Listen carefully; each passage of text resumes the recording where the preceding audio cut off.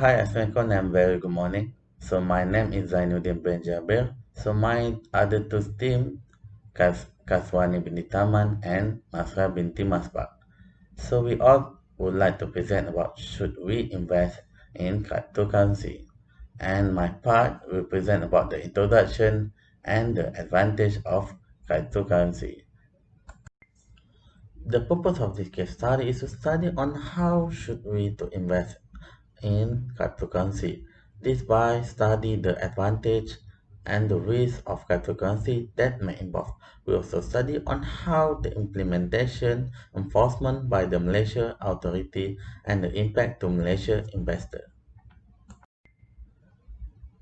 Cryptocurrency is digital or virtual currency is secured by cryptography, which makes it nearly impossible to counterfeit or double spend.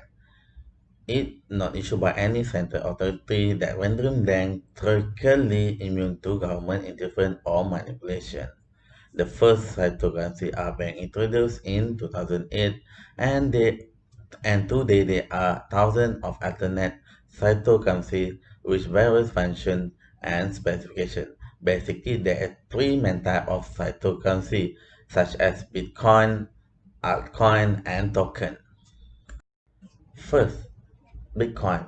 Bitcoin was the first cryptocurrency that bank introduced in 2008. The primary use of Bitcoin was to trade goods and services on the dark web. Bitcoin introduced blockchain technology that allowed users to send and receive without using a third party. Second is altcoin, mainly just alternate version of Bitcoin with minor changes.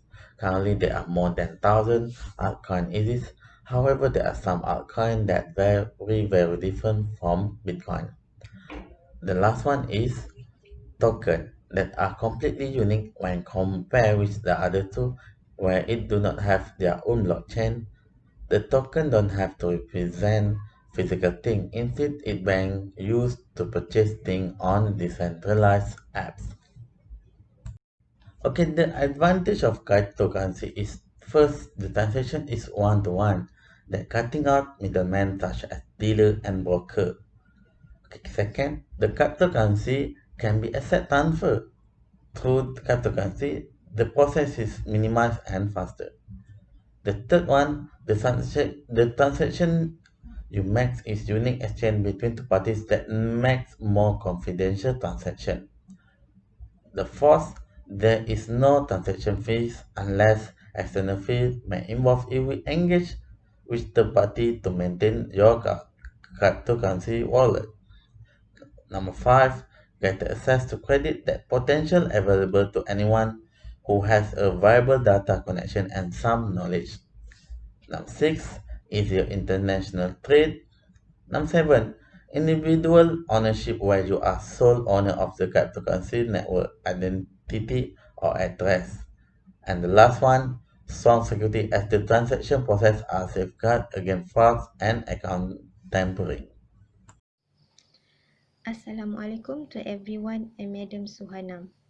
So now I will present my part, which is risk investing in cryptocurrency. The first reason is because the price volatility and manipulation. Unexpected changes in market sentiment can lead to sharp and sudden moves in price. Investors and entrepreneurs are also concerned about the possibility of future recession, which may have a significant impact on the value of cryptocurrencies. The second one, they are unregulated. Cryptocurrencies are currently unregulated by both governments and central banks. However, recently they have started to attract more attention. For example, there are questions about whether to classify them as a commodity or a virtual currency. The next one, they are susceptible to error and hacking. There is no perfect way to prevent technical glitches, human error, or hacking. To make things worse, investors cannot recover assets that get lost or stolen, and mistaken transactions cannot be reversed.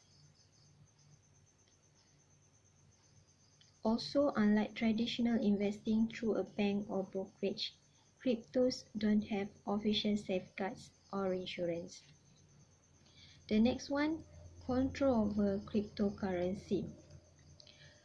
One of the biggest challenges for cryptocurrency is to overcome the problems associated with control over cryptocurrency.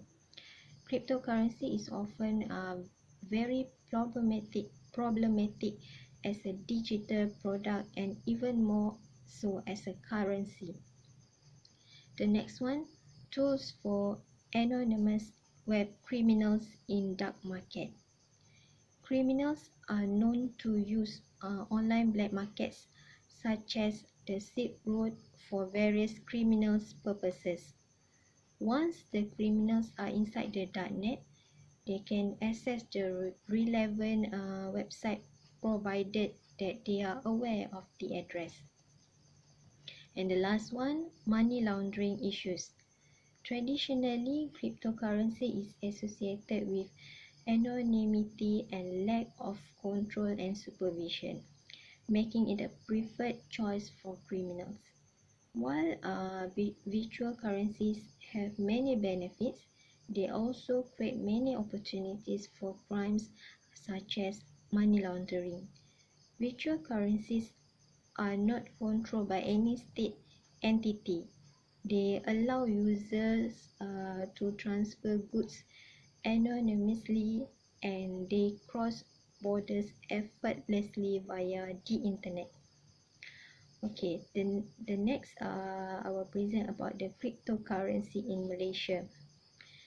In January 2014, PNM issued a press release announcing that the Bitcoin is not recognized as a legal tender in Malaysia. The central bank does not regulate the operations of Bitcoin. The public is therefore advised to be cautious of the risks associated with the usage of such digital currency. The Finance Minister of Malaysia, Lim Guan Eng, also warned that the government and BNM must be careful with cryptocurrency as the technology is still new and there is a need to ensure financial stability. It is noteworthy that Muslims' investment behavior is strict regarding unjustified profits, interest-like profits, unmeasured excessive uncertainty qarar, and trading of non-legitimate goods and services. 130 Malaysians lose 30 million to cryptocurrency investment scheme. PPIM chief activist Datuk Nazim Johan said, based on the association records, BitKingdom had been cheating people since 2015. The victims not only lost their savings, but in some cases had to sell off their homes and other assets, or turn to illegal money lenders to settle debts with financial institution. This was what was revealed by the Malaysian Muslim Consumers Association (PPIM), who said all of the victims had invested in a scheme called BitKingdom. Nazim said PPIM urges Bank Negara Malaysia (BNM) and Cyber Security Malaysia to draw up laws which would tackle issues involving cryptocurrency. Fraudsters always come up with new ways of cheating people. With cryptocurrency scheme, they have found a formula which negates the abilities of enforcement agencies in Malaysia, as there are no laws which tackle such schemes. Consumers need the help of the authorities to advise them and to help them when they are cheated. Assalamualaikum. My name is Kaswani Binti Tarman. Based on the literature review, there are two finding issues related to cryptocurrency, which is the use of the cryptocurrency for money laundering, and the second is cryptocurrency is volatile. The use of cryptocurrency for money laundering. In general, there are three phases in the money laundering process, which are placement, layering, and integration. In order to buy cryptocurrency, criminals use illegal funds, thereby bringing new money into the economy. Then they begin cleansing process by getting money into the cryptocurrency system. Layering is the next step in which criminals use various kinds of crypto service to build complicated trail of transaction to eliminate the direct connection with the origin of the funds. On the blockchains, these transactions are available. Once the source of the fund is untraceable, the final stage of the money laundering for cryptocurrency is to legitimize the funds. Cryptocurrency is volatile. The researchers find that in comparing index and cryptocurrency outcome, the index are much better than cryptocurrency. Demand for cryptocurrency is very volatile, so it is unpredictable. The cryptocurrency is a choice for investors seeking risk. The high standard deviation contributes to high volatility. If an investor are risk adverse, then cryptocurrency is not good investment because of the possible losses. However, if an investor is risk seeking, then the cryptocurrency are great investment because of the potential gains. As for conclusion, we can summarize that the key success when it comes to investing in cryptocurrency is to diversify your risk by investing in a pool of cryptocurrency. As individual investor, it makes sense to try to diversify as much as possible just because there is a lot of risk in cryptocurrency and a lot of volatility. Currently, there are too many unresolved issues related to cryptocurrencies in Malaysia, including licensing, consumer protection, tax treatment of digital currency and their exchange, and lack of cryptocurrencies guideline. In Malaysia, BNM has issued a new guideline in relation to digital currency, and this is commendable move. Failure to ensure that clear policy in place concerning this matter will open the floodgate of cases including identity cases, fraud and the likes.